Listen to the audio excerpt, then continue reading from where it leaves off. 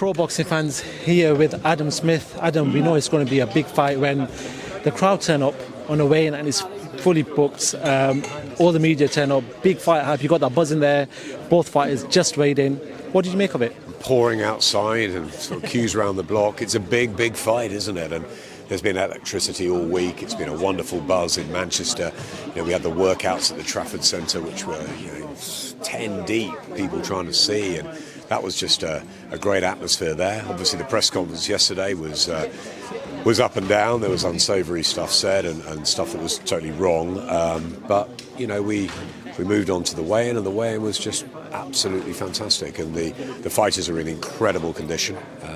I just thought that shot of them on the scales would be the thing that just tells people that they have taken this more seriously maybe than any fight in their life, because they're going to know that they're going to be mentioned and remembered for what happens on February the 19th for a very long time. So they've left no stone unturned. They're absolutely ready to rumble, and we've got the man here to do that in Michael Buffer. So it's a starry show, and it's been a very hard week, a very exciting week, and now we can get prepared, all have an early night, and let's hope we get an absolute firecracker tomorrow, because it deserves it.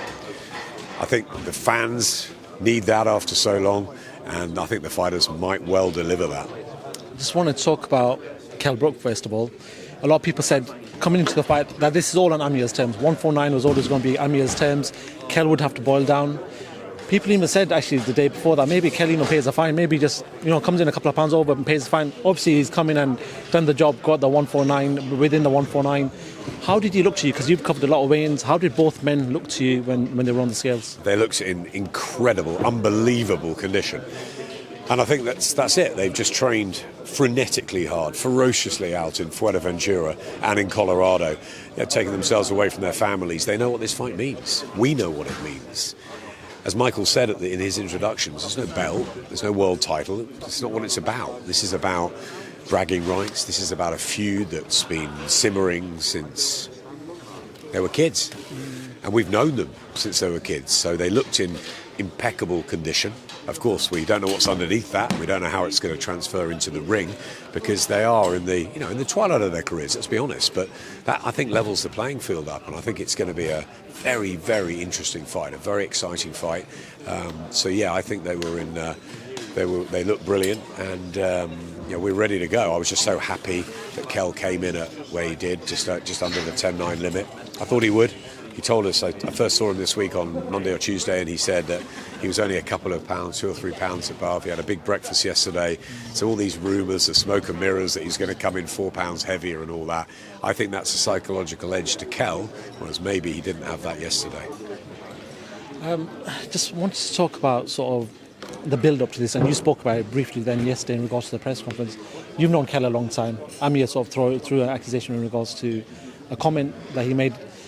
With saying that, do you feel like it was taken too far in regards to pushing Kell and just pushing them limits of Kell? Well, it's definitely taken too far. It was, as I said, it was unsavoury, unnecessary, and just wrong. There's no room or place in society, let alone boxing, for racism, homophobia. It's disgusting, and I think that I felt very uncomfortable up there at times.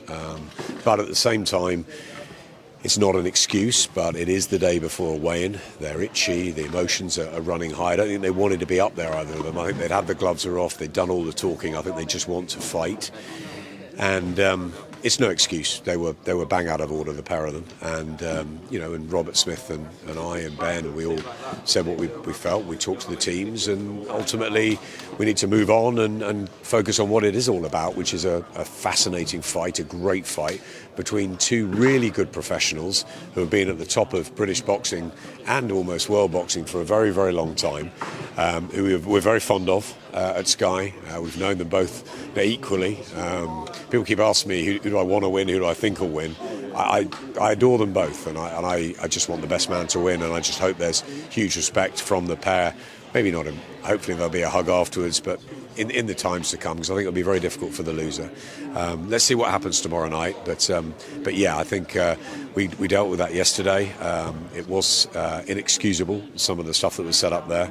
and we have to move on, and we have to concentrate. And unfortunately, we didn't make sure there were no sort of live interviews to the PA today. We worked closely with Robert Smith, and the fighters were exemplary today. Yes, they had a few words at the head-to-head, but there was no spilling over. It was absolutely, and that's the line that we wanted and we asked for at the beginning, and they've done it until about 1:30 yesterday. They were brilliant at it, and unfortunately, that's what can happen in a live situation. But we learn from it, we move on. And I think both of them, I'm sure, regret what happened, and we'll just concentrate on the fight now. And as I said, the best thing that happens will be is there's some respect afterwards. I normally ask for a prediction, but you said there, listen, you can't really say. But in regards to recent history of fights, I was speaking to a few guys from TalkSport and everything else, and I said, in regards to a big football game, for example, Man United Liverpool, massive dog. Liverpool will win. Not always. In recent times, yes. But does history get thrown out? Even the last couple of games, or in this case, last couple of fights gets thrown out. This is just that one cup final for both men. Liverpool also beat Norwich, by the way, tomorrow. I'm gutted I can't get there.